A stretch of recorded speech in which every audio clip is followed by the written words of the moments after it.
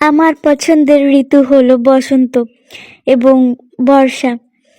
কারণ বসন্তে অনেক বেশি হাওয়া বয় এবং বসন্তে নানা রকমের ফুল ফোটে। সেখানে নাই কোনো শীত নাই কোনো গরম, যেটা একদম মাঝামাঝি হয়, যার কারণে ভালো লাগে।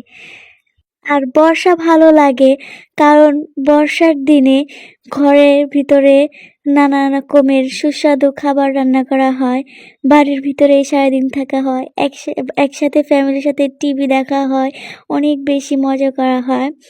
বৃষ্টির দিনে বাহিরে ভেজা হয় ফ্রেন্ডদের সাথে, যেটা অনেক বেশি সুন্দর। আমার শীত একদমই ভালো লাগে না, কারণ শীতে অনেক বেশি ঠান্ডা লাগে। ঠান্ডা পানি দিয়ে গোসল করলেই বেশিরভাগ সময়ই ঠান্ডা লাগে, অসুস্থতাই কাটে। সেখানে পিঠা আর কবে খাওয়া হবে? ঠান্ডা জ্বরই তো সারাক্ষণ লেগে থাকে, বাইরে বের হওয়া যায় না, সব কিছুই টাফ লাগে। সো তোমাদের কোন কাল পছন্দ এবং কেন পছন্দ আমাকে কমেন্টে জানাও। আমি তোমাদের সাথে শেয়ার করলাম আমার কোন কাল পছন্দ।